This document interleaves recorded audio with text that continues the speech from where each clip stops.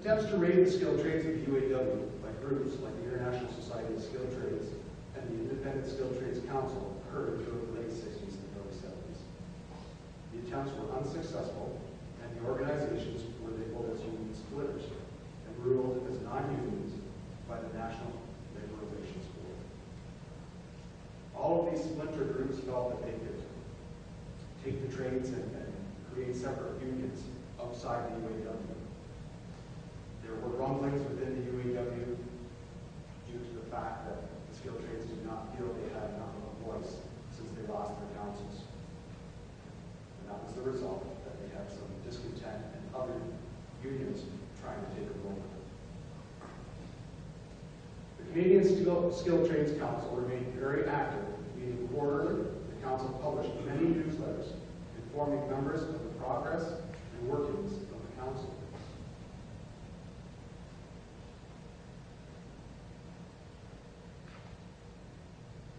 With the retirement of Dominic in 1981, Vern Parrington was appointed Skilled Trades Rep for Canada. Vern was the Local 707 Skilled Trades Chairperson for 14 years, Local 707 Vice President for 3 years, and Vice President of the Canadian Skilled Trades Council, before going on staff in 1974. Vern retired on July 31st in 1990. Very important time of our union. December 1st, 1984, a meeting of the Canadian Council was held in Toronto. After a great deal of emotional debate, the Council voted unanimously to give White a mandate to go to the International Executive Board in Detroit on December 10th and propose either autonomy within the UAW or separation of the Canadians from the International UAW. The International Executive Board voted 24-1 against autonomy for Canadians within the UAW. White's second proposal to establish a structure to separate from the UAW was accepted 17-7. December 15th, 1984, the Canadian Council met again.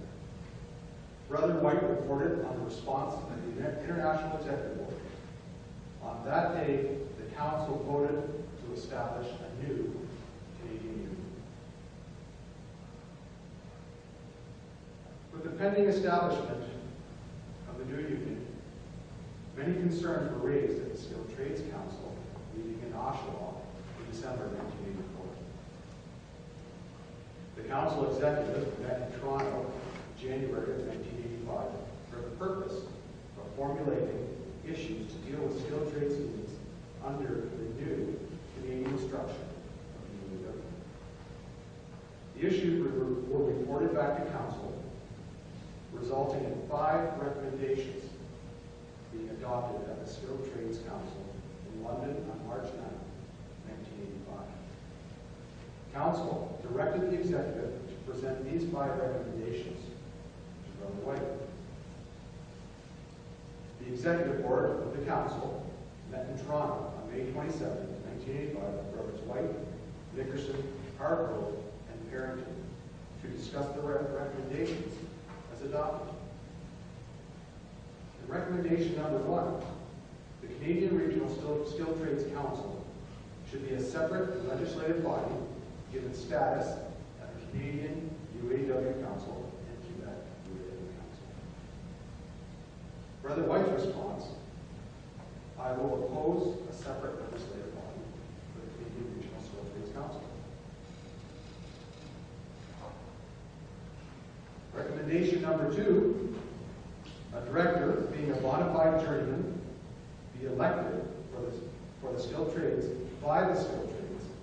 This director be responsible to the skilled trades and be the coordinator of the skilled trades department, be a voting member of the UAW Canadian Executive Board, and be the chairman of the Skilled Trades Committee of the Executive Board.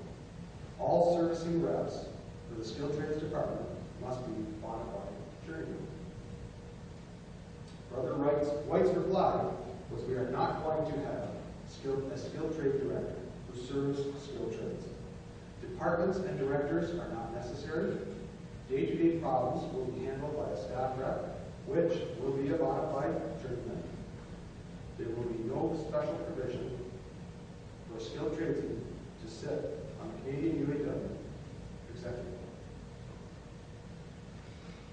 board. Recommendation number 3, the Skilled Trades Department will function to lobby federal and provincial governments for monies and policies to further the objectives of the UAW skilled trades. Staff to process German cards, assist public relations, formulating the trade magazine, and making investigation into all trades matters and problems. Brother White's reply, there will be no skilled trades department. Any lobbying should be done by the Skilled Trades Council. On the cards, we will need further discussion before changing the present structure. With regards to the magazine, it could possibly be incorporated into the Solidarity magazine. Recommendation number 4, for skilled trades to have representation at the Constitutional Convention. That the holding of the Skilled Trades Conference on collective bargaining and the New Technology Conference be held as legislative conferences and take place 18 months apart. The New Technology Conference should also provide to cover constitutional matters. Brother White's reply, no provisions would be made for skilled trades representation at the Constitutional Convention. Tradesmen must be elected by their local as a delegate. I see no need for the New Technology Conference. Possibly skilled trades could be prior to the UAW convention.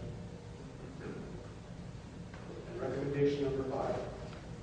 Present provisions in the Constitution pertaining to the skilled trades must be improved to be meaningful. The question of separate ratification was used as an example. Brother White's reply, I will give full legal support that the union has the right to decide their own ratification procedures. Brother White further commented that the Canadian Skilled Trades Council is an important part of the union and speaks for all the UAW skilled trades.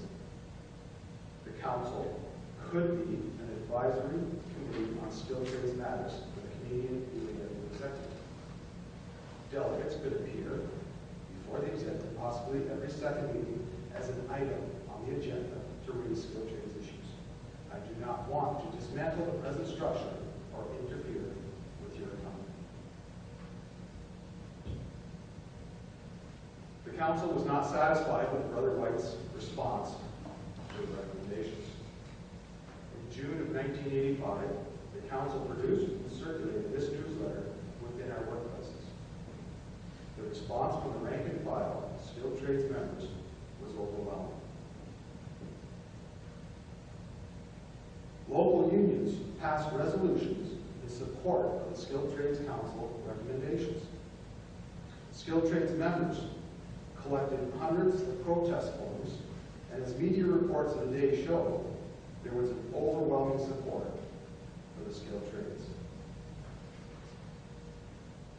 Another meeting with Brothers White, Nickerson, Hargrove, and Harrington, and the council executive was held in Toronto on August the 1st, 1985. At this meeting, a consensus of opinion was reached, and 9 recommendations were presented and adopted by the Skilled Trades Council in London on August 11, 1985. The council produced and distributed a special newsletter in August thanking the membership for their support, also highlighting the fact that with the half-hour's dues per year each member paid, the council was empowered with financial resources to wage this campaign.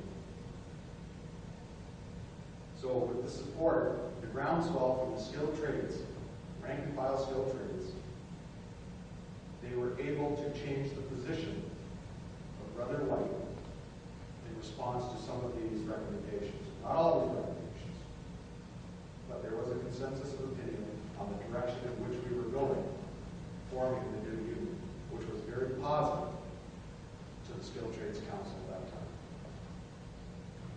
In the July 1986 edition of the council newsletter, Brother White placed a full-page message to the skilled trades